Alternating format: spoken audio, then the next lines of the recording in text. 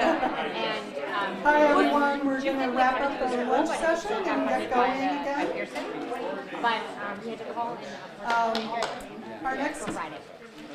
Next we're going to have our speaker Anna Gold. She's going to talk to us a little bit about her experiences running an undergraduate research experience for community college students. And as Noah Finkelstein referenced this morning, undergraduate research has been identified as a high-impact practice. And the reason it's been identified as a high-impact practice is that students take away a great many gains and outcomes as a result of participating. They certainly learn how to think and work like a scientist. There are personal gains in their confidence to do research and their ability to contribute to science. And they certainly learn whether or not research is for me. Another thing, they gain personal and collegial relationships with faculty and with their research peers. And this certainly helps to bond them to the discipline and to the endeavor of research. And what we also know from research on undergraduate research is that students who engage in undergraduate research tend to persist to graduation at higher rates than students who do not. And also, this is disproportionately true for students of color and first-generation students typically underrepresented in the sciences. And unfortunately, we also know that these students who benefit disproportionately from participation in undergraduate research tend to participate at lower rates. So funding agencies are interested in building diversity and see as a route to increasing diversity in the sciences by funding these undergraduate research experiences and particularly bridging programs between 2-year and 4-year institutions. So this is all very good for the sake of science, and Anna Gold is, as I said, going to talk to us about her experience leading a 2-year community college students in undergraduate research. And Anna Gold is an associate scientist and geoeducation specialist with the Cooperative Institute for Research in Environmental Sciences, or CERES, Outreach Education Group. She has conducted climate science research for 6 years and taught many college-level classes, including field camps, and advised MS students.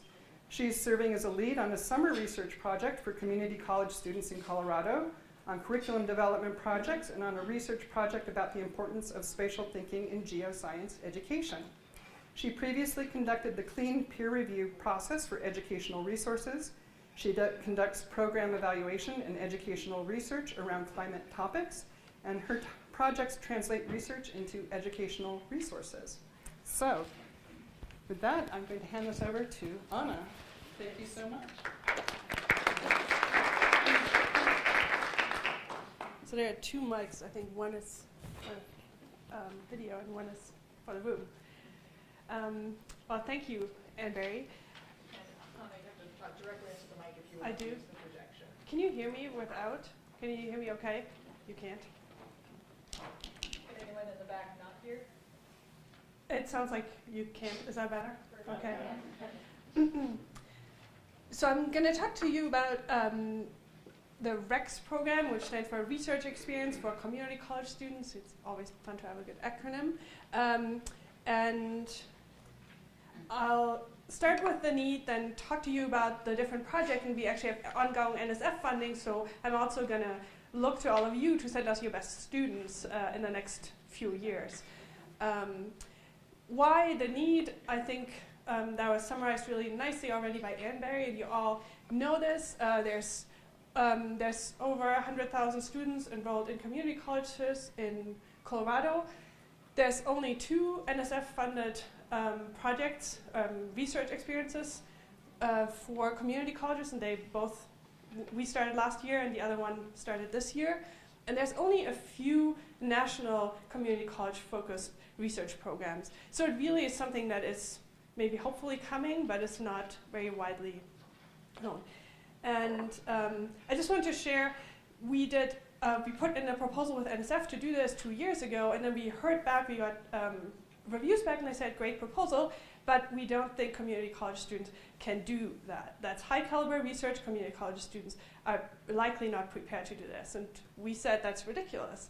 How come you say that? And so we were able to secure some pilot funding, did this last year, were able to show that community colleges students indeed can do the research at this R1 research or university level, and put in a proposal, and they funded us for this year. So, but you've probably heard this prejudice before. Just a quote from one of our students from last year. We did a lot of evaluation, pre and post interviews, and other assessment. I'll talk about this a little bit later. As a mid-20s community college student, I feel that most of us did not go to university immediately, and we didn't have a clue about the career path, but and I think that we are all in community colleges to try and discover our path. And so we really want to provide research as one of the paths that community college students can take out of this. I'll just, oops, can I skip? Okay. So the format for this program was very much like most RUs, if you're familiar with the probably longest NSF existing program, RU, Research Experience for Undergraduates. It's a summer program. We have students paired with mentors, and they come up with deliverables in the end. So we were focusing on Colorado community college students only. We have a topical focus. I'm with the Cooperative Institute for Research in Environmental Sciences, so we were focusing on water-related topics and broadened this year a little bit. Last year was primarily water.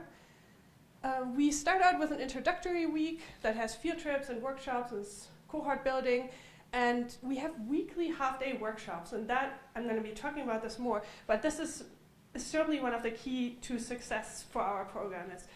We are convinced that's true, where students learn science communication, Excel, statistics, and they see each other. They all come together and can exchange what they were doing. We also did weekly brown bags, where we brought in different people, scientists, talking about their personal career and often how windy they were. You know, the director for a series came, who's obviously in a very high-level position, but his path was very windy. He didn't start out from high school straight into a university career. And that was really inspiring. All the students really appreciated sharing these personal years that, yes, somebody might be very accomplished, but how they got there could be through community college. And then there are some final products. So the goals, so our goals were obviously improving content knowledge, but then the improving understanding how scientists know what they know and how they work, and also increase students' aspirations towards a future in science. I said before we had last year pilot funding, which was partially NSF funded, but partially funded through our director. We got, after our site proposal was turned down, we got a supplemental proposal. So we had to, it was a non-residential program. We didn't have money to put students in on-campus housing. They were with us for 8 weeks. We had 7 students, yeah, they all commuted. They came from the Front Range. This year, our NSF funding, and the next 3 years, the program is 9 weeks. We really found 8 weeks to be too short. Even though they all got, some got publications out of this, they really were able to produce, but it was pretty crunch time in the end. We have an option for residential and non-residential because we wanted to reach the rural parts of Colorado also. Last year we were only able to offer to the community colleges along the Front Range. And this year we have 50%, we have funding for housing for 50% of the students. And we have 10 students, and the students that are commuting are going to get reimbursed for fuel, and I'll be talking about this important detail in our lessons learned. I have a question. Yeah. How are you recruiting those students? And do the community colleges, So we went to the meeting in Colorado Springs for community college faculty in September and presented, I don't know, some of you, there's some nods in the room, presented there, passed out flyers. We got the directory of all faculty, and we emailed all faculty that are environmental focused, that are on the current directory. So we got Jennifer Jerus, but she's not there anymore. So someone else, somebody at the community college systems level gave us all the email addresses. So we emailed out and reached out to faculty. How many students applied? We had 40 students apply this year, and from all over Colorado. It was clear that some faculty did more recruiting because we got a bunch of their students, but we had, I can't remember how many different colleges, but yeah, 40 students. And we had a pretty strong cohort. So recruitment, we put this on paper that a minimum GPA of 3.0. We didn't even have to look at this because the cohort is really strong, very academically advanced students, a lot of 4.0 students, but that's really not who we are targeting. Last year we had some students that were a little bit weaker, but they came with stories, they came with passion, they came with, I want to do this, I've had like all kinds of turns in my life, and this is what I want to do, and it really worked. So what we mostly look is, what do they want to do? What are their research interests? Do they have the minimum preparation? Do they have some math, some science classes? Some students last year said, well, because of the flood, I'm living in Jamestown, I couldn't go to college, and so my grades were bad. And he is coming back this summer working with one of our faculty, so he did really well. And we are interested in diversity, so we are we are encouraging especially females and diverse students, including geographic diversity, so rural students, to apply and get an opportunity that they might not have in parts far away from the Front Range. So last year, this is the cohort that we had last year. So a lot of first-generation college students. So I want to talk a little bit about how we organized this program. We had, in the first week, cohort building. The students did communication trainings. We had them do elevator speeches. It's really important that when they're walking around our institutions in the labs, people are like, who are you? They say, well, I'm an intern. They say, well, what are you working on? And then if they don't have a good answer, so we practice with them. What's your research? How do you say that in an elevator speech? What your topic is? And things like that to boost their confidence and feel that they are part of the community. We did Excel training, went to all the labs, so they all connected with what the other students were doing, had offered some field trips, some social events, and then we introduced the lab report cards. Every week students had to fill out a lab report, what they did in the week, and what problems came up, just for us to keep track on what their progress was like and how they were doing. Here are just a few pictures from this first week where we took them all out, showed them the area around Boulder. The skills workshops, I've said before, this is, and I just talked to one of our mentors, one of our interns earlier this week, and they still say the skills workshop was very important for their success. We partner with UCAR, and they've run programs like this for four-year undergraduate students for many years, and their writing mentor, science communication teacher, she came to us and changed her curriculum a little bit, but every week students had to do this. So, and they were then, for example, they learned how do I read a scientific paper, how do I write my method section, and they had to do this, and then they got feedback. So towards the end, when then they had to turn in a report, they had to write a paper, all their pieces were already put together. So they had weekly assignments, and what was important was that we really took the time to give them individual feedback, so that they could correct and talk to their mentors, and really that we could catch if somebody was not really understanding what they were doing. Then these are all pictures from our students doing field work. You can see them, and obviously for safety reasons it's important that they are in the field together, but we also sent them out together so they could talk among each other, explain their projects to one of their peers, and it's always, you often need two hands when you're doing field work. So the products out of our program, we really asked a lot of the students. We asked them to do a poster presentation, scientific poster here, just, obviously you can't read this, but just a little visual. Students had to put together a poster, and all these little blocks, this is probably the introduction and maybe the method section and results section. All these is something they've already written throughout the 8 weeks where they were working on it, so it wasn't overwhelming in the end. They had all their text blocks ready, and then the challenge was to assemble it and make it visually appealing. So all our students participated in a poster session at UCAR, where all summer interns that come to Boulder, and I think it's over 60 or 70 interns last year, all present, and we have scientists that come and judge, and it's essentially like going to a scientific conference. There are all these poster boards, and the students are standing there, and there's people come talk to them. They have to explain their research. It was really fun. Then we had them do a 10-minute oral presentation, and they did fantastic.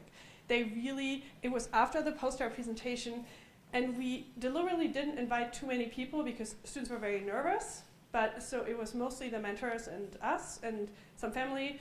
But the oral presentation was good because you really have to think about what did I do, how do I boil it down, how do I explain it, and I think it really helped the students in their understanding of the research.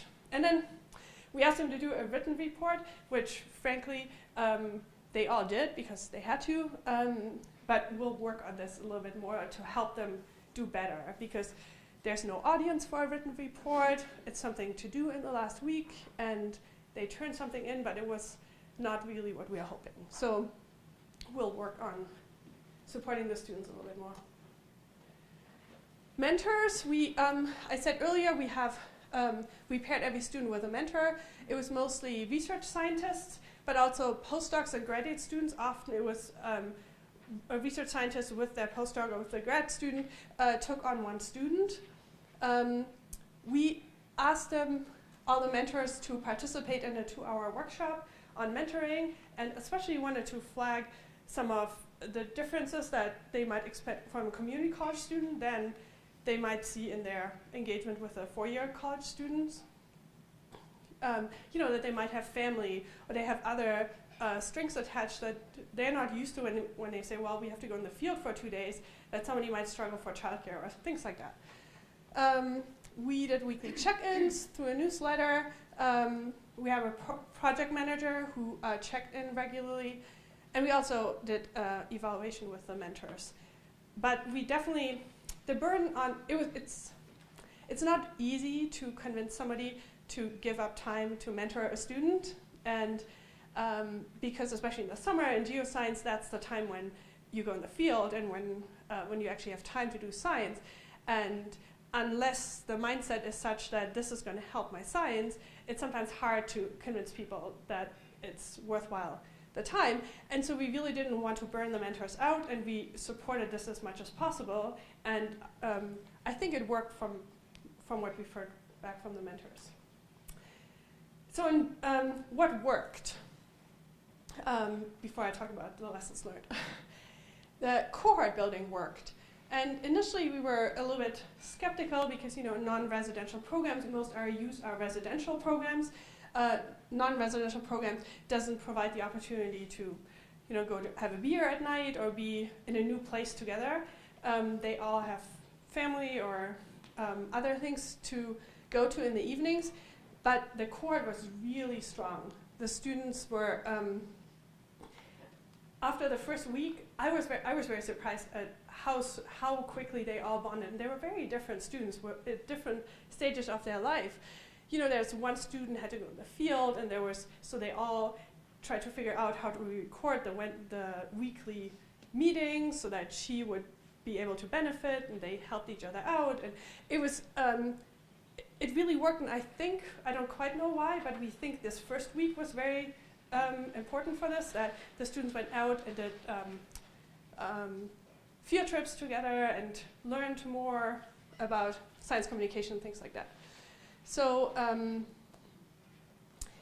the weekly group lunch meetings, I've mentioned this earlier, where we had somebody talk about their personal career path into science, was something that it kind of grew organically. We kind of shared our personal path, and the students loved it. And so then whenever we met anyone else, like we brought in a few speakers, they asked a lot of questions, but their question would always be, how did you get to where you are now? So the students were really curious.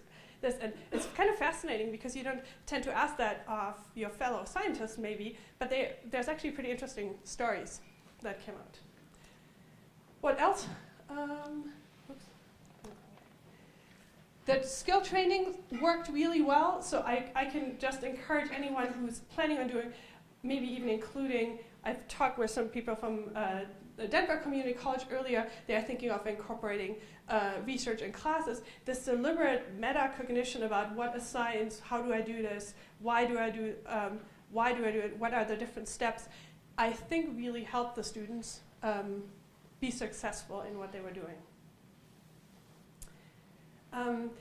We tried, because one of our mentors had to be away for 3 weeks in the summer, but she really wanted to mentor, we teamed students up. So we had 4 students where every student had their own mentor, but 4 students just worked one-on-one with one mentor.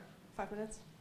And but 3 students were co-mentored by 2 faculty, so they were always together, these 3 people. They were together in the field, and it really helped.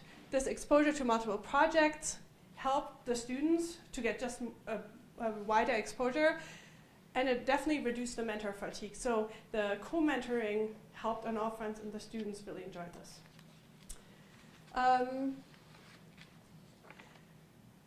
Lessons learned. The non-residential, I've already said, we were initially a little bit concerned, but it turned out it was actually a good thing. Our students were offered jobs here in their labs that they worked in. They could continue working on their project, and this would not have been possible if they were, 100 miles away or far away. So the non-residential is actually not a downside, and it certainly was good for community college students that had maybe family or dogs or something that wouldn't allow them to come live on campus. The student teams worked, and we really feel that the mentoring load needs to be kept at an acceptable level if you want to keep this program running, that the mentors don't burn out. We also, the life skills was something really interesting. About half the students didn't have a bank account. And CU Boulder just tends to do direct deposits in bank accounts. So if somebody doesn't have a bank account, they don't get paid. If somebody is in a life situation where they don't have a savings account, they are also not able to just float the bill for, until we figure out what to do about their bank accounts. So for example, one student, he just sent us a picture of his gas meter, and he said, I can't drive up from Littleton. I'm sorry, I don't have money. So the mentor actually went down, gave him money until the student was paid. So what we're going to do, we'll have the students are going to get paid at the beginning of the program every 2 weeks, and they don't have to work 2 weeks until they get paid, and they're also going to get gas money. And then we'll have somebody from Elevations come and talk to them about bank accounts and how to open a bank account and things like that. Perseverance is something that is, we are working on figuring out how to support the students even better. So about half the students followed through, took jobs with the mentors, and really stayed in touch. But a number of students, or maybe 3 students, they kind of dropped off the planet after the program. They're still in touch with us sometimes, but they are not in touch with their mentors. The mentor said, well, if you write up this report, we can present it at this conference. And they just said they're overwhelmed and they can't do it. And then the mentor said, well, this was a great experience. She was a great student. But if she wanted a reference, I couldn't give her a good reference because she never sent me this report. And I think anyone has to learn to follow through, and we're going to work hard on helping the students to understand that this connection is important. And then another thing that's especially, I threw in here, especially for you, I just read 40 applications. The students, I think, need to know that they really have to put some work into applications. Some people wouldn't even capitalize, they wouldn't write professional emails, they write one sentence answers to questions, and we're like, well, if you want $4,000 out of us, you might as well, it's like we have maximum of 200 words, it's not a long essay, but if you just write a sentence and it doesn't have a period or anything, it's just not very professional, and we don't want you to be working with our mentors. And I think there might be good students there. So I think I'm running out of time, Stephanie. Evaluation, I'm just going to say in summary here, we did a lot of evaluation to measure how successful this was with pre-interviews and post-interviews, reflection surveys. We keep talking to our students, and we look at the data. And here, this is when you run out of time. Here is, you can see a lot of red bars. So in the self-report, the students felt they got a lot out of this program, and they learned a lot on their trajectory towards being a scientist, and are much more interested in becoming a scientist or going to grad school. And these are some outcomes. I just summarized some presentations they've done. They went to professional meetings, AGU, and things like that, and took some jobs with the mentors. And that was, that's, yeah.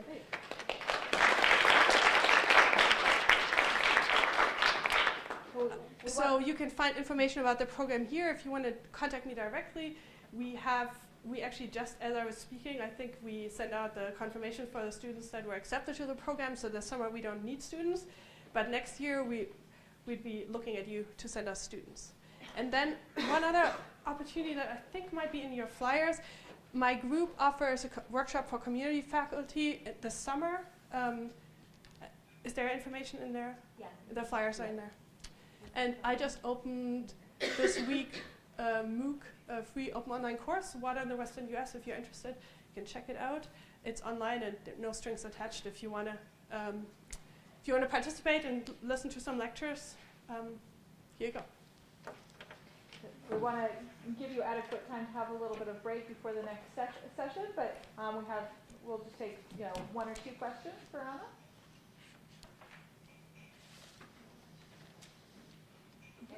Could you just go back to that website real quick? Thank you. You can, if you Google search CIRES, C-I-R-E-S, and Rex, then you'll find it. Any other questions?